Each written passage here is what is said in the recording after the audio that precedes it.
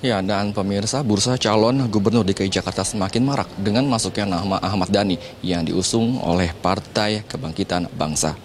Ketua DPW PKB DKI Jakarta, Hasibullah Ilyas, kembali menemui musisi Ahmad Dhani. Hasil dari pertemuan ini, keduanya menyampaikan alasan kenapa Ahmad Dhani masuk bursa calon gubernur DKI Jakarta.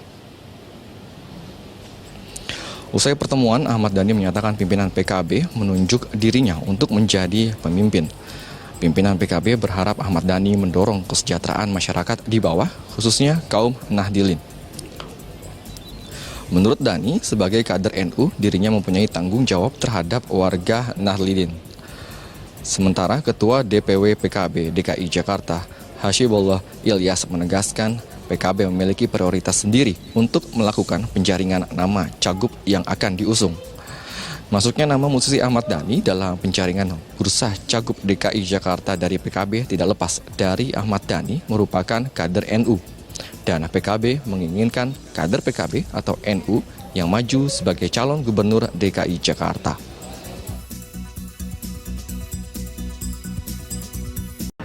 Anda menyaksikan News Update, saya Julita Tolongbanua. Pemirsa, pengalihan mikrolet ke pinggiran kota tentu akan menyulitkan para supir. Untuk itu, Gubernur Ahok pun menawarkan gaji 2 kali upah minimum provinsi bagi supir mikrolet yang bersedia bekerja dengan Pemprov DKI. Ahok ingin agar moda transportasi dalam kota tidak lagi diwarnai dengan angkutan kecil, sehingga Pemprov DKI meminta mikrolet hanya beroperasi di pinggiran DKI. Hal ini dilakukan sebagai upaya mengurangi kemacetan di Jakarta. Agar hal ini terwujud, Ahok pun menjanjikan gaji 2 kali UMP bagi supir mikrolet yang bersedia menjadi supir bus Transjakarta. Mikrolet nanti berjalan sendiri aja, makanya kita tawarkan dia masuk kerja sama kita. Ya sopir mikrolet kalau mau bawa bus kan naik, dapat hampir 2 kali UMP kan. Minimnya ruangan terbuka hijau di ibu kota Jakarta membuat Gubernur DKI Jakarta Basuki Cahayapurnama terus mencari lokasi ruang terbuka hijau. Selain kawasan bantaran sungai, kawasan Kalijodo juga menjadi sasaran program Pemprov DKI untuk direlokasi. Namun rencana ini masih mendapatkan perlawanan warga. Kawasan Kalijodo sontak sering muncul di media sejak Gubernur DKI Jakarta Basuki Cahayapurnama menyatakan akan menjadikan kawasan ini sebagai ruang terbuka hijau. Penolakan pun muncul dari kawasan yang dikenal sebagai lokalisasi dan tempat hiburan malam di kawasan Penjaringan, Jakarta Utara. Pada siang hari, kawasan Jalan Kepanduan 2 layaknya permukiman biasa. Aktivitas warga juga normal seperti perkampungan padat lainnya di ibu kota Jakarta. Yang membedakan adalah banyaknya tulisan di pintu dan tembok rumah yang menunjukkan lokasi ini sebagai kawasan tempat hiburan malam yang tak hanya menyediakan minuman, tetapi juga wanita penghibur. Kawasan ini berubah menjadi hingar-bingar setelah sore sampai dini hari. Sebagian masyarakat dulunya menyebut nama lokasi Kalijodo sebagai kawasan hitam. Sebab selain lokasi hiburan malam, tempat ini juga merupakan sentral perjudian di ibu kota yang sering terjadi keributan, bahkan tindak kekerasan di dalamnya, sehingga terlihat menyeramkan bagi orang yang tidak biasa di kawasan ini. Kawasan inilah yang sedang dibidik oleh Gubernur DKI Jakarta untuk mensukseskan program Pemprov DKI dan akan disulap menjadi kawasan terbuka hijau. Namun rencana itu diakui tidak semudah membalikkan telapak tangan untuk pembebasan lahan yang memiliki omset miliaran rupiah per hari. Penolakan dan perlawanan warga yang selama ini sudah disampaikan disebut-sebut akan menjadi salah satu kendala yang akan dihadapi nantinya. Ihsan Riansah, Berita 1, Jakarta. Gubernur DKI Jakarta Basuki Cahayapurnama berencana membongkar lokalisasi prostitusi di Kalijodo, Jakarta Barat. Ahok mengaku bersedia mendanai pemulangan para PSK yang tidak memiliki KTP DKI Jakarta ke kampung halamannya. Lokasi prostitusi Kalijodo kedepannya akan menjadi taman karena area tersebut merupakan jalur hijau. Itu kan rata-rata KTP bukan DKI. Yang punya situ rata-rata tuh tinggal di situ. Bos-bosnya mana mungkin tinggal di situ.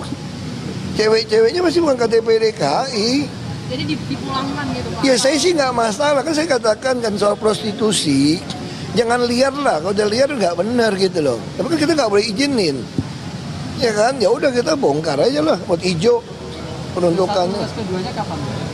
Tanya sama wali kota kapan. sampai SP3. Kalau dipulangkan nanti mereka mengaku nggak ada uang gimana Pak? Oh gampang, kita ada dananya. Oh berarti Pemprov yang mendanai Oh kalau gampang, kalau pulang kampung mah. 3 wakil Indonesia melaju ke perempat final kejuaraan bulu tangkis Thailand Master 2016 setelah menundukkan lawan-lawan mereka hari Rabu. Wakil Indonesia yang maju ke babak perempat final antara lain pasangan ganda putra Hendra Setiawan Muhammad Ahsan. Unggulan pertama ini melaju ke perempat final setelah mengalahkan pasangan tuan rumah Lucky Apri Nugroho Pakawat Vilailak 21-14, 21-16. Di perempat final, Hendra Ahsan akan bertemu dengan pasangan ganda Malaysia Goh Sem Tan Wee Kiong. Sementara pasangan ganda putra Indonesia lainnya Marcus Fernaldi Gideon Kevin Sanjaya Sukomulyo dihentikan wakil Tiongkok Wang Yilyu Sang Wen 10-21, 17-21. Di tunggal putri, Dinar Dia Ayustin melaju ke perempat final setelah menyisihkan wakil Jerman Karin Snase 21-19, 11-21 dan 21-19. Di perempat final, Dinar akan berhadapan dengan wakil tuan rumah Busanan Ong Bum Rung Pan. Sedangkan pasangan ganda campuran Irfan Fadila Weni Anggraini akan berhadapan dengan pasangan tuan rumah Thailand Bodini Sara Safitri Amitra Pai. Irfan Weni melaju ke perempat final setelah mengalahkan pasangan asal Jerman Michael Fass Birgoit Michels 21-16, 21-15. Seorang warga Kabupaten Blitar, Jawa Timur menjadi korban kecelakaan pesawat Super Tucano yang jatuh di Malang pada hari Rabu kemarin. Ya, Rabu malam jenazah korban tiba di kampung halamannya. Inilah suasana di saat jenazah Nurkolis, salah seorang korban tewas dalam kecelakaan pesawat Super Tucano di Malang, tiba di kampung halamannya. Pihak keluarga tidak pernah menyangka kalau Nurkolis akhirnya pulang hanya nama setelah bekerja di luar kota. Rekan almarhum Nurkolis, Siswanto, menyatakan saat kejadian Nurkolis berada di tempat kos dan sama sekali tidak menduga kalau pesawat latih TNI Angkatan Udara akan jatuh menimpa tempat kos rekan kerjanya ini. Kemudian juga ada saya pun tahunya juga ada pesawat jatuh, tapi nggak tahu kalau pas kena di kos-kosannya dia itu tahunya kabar-kabar itu aja itu. Kita cek kok ternyata kok di kosnya dia gitu ya Pak. Kehadiran saya kemari adalah untuk mengantarkan jenazah, juga turut berbelasungkawa sekaligus juga karena kepedulian dan kebersamaan TNI Angkatan. Kepala Staf Angkatan Udara Marsikal Agus Supriyanto menegaskan pesawat Super Tucano yang jatuh di Malang dalam kondisi prima. Ia juga menegaskan tidak ada onderdil yang jatuh.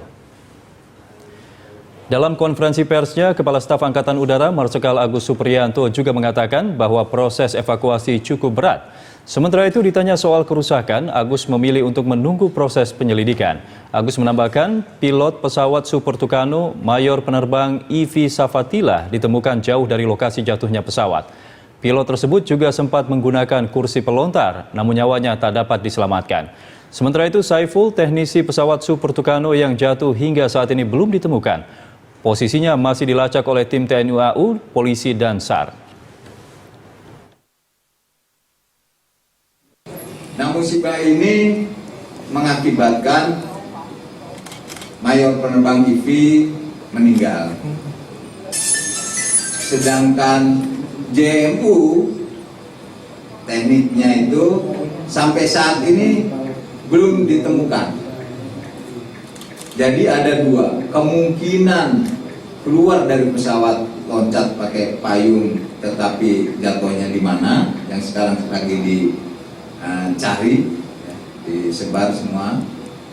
Yang kedua kemungkinan masih di dalam kokpit, karena kokpitnya ini belum bisa kita. Sulitnya proses evakuasi pesawat Tucano yang jatuh di Malang, Jawa Timur membuat petugas TNI Angkatan Udara dan Badan Penanggulangan Bencana Daerah terpaksa menurunkan alat berat.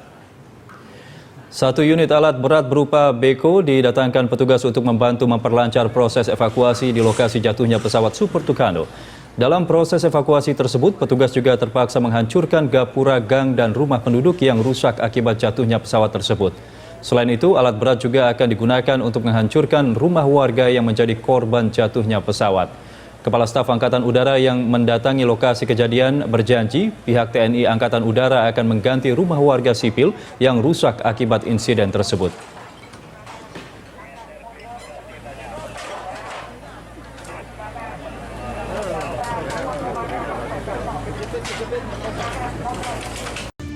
Pemirsa, tim gabungan Polri dan TNI sedang melakukan proses evakuasi terhadap pesawat Tucano TNI Angkatan Udara yang jatuh pada pagi tadi. Pernyataan ini disampaikan Kepala Bidang Humas Polda Jawa Timur, Komisaris Besar Argo Yuwono.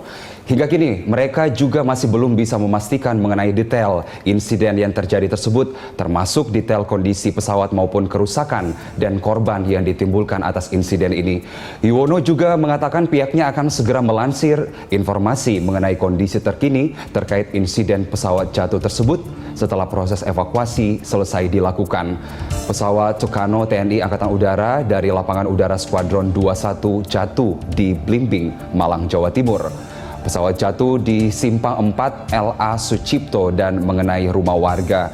Jenis pesawat yang jatuh merupakan pesawat latih kecil dan kondisi pesawat saat ini masih berada di atas rumah warga.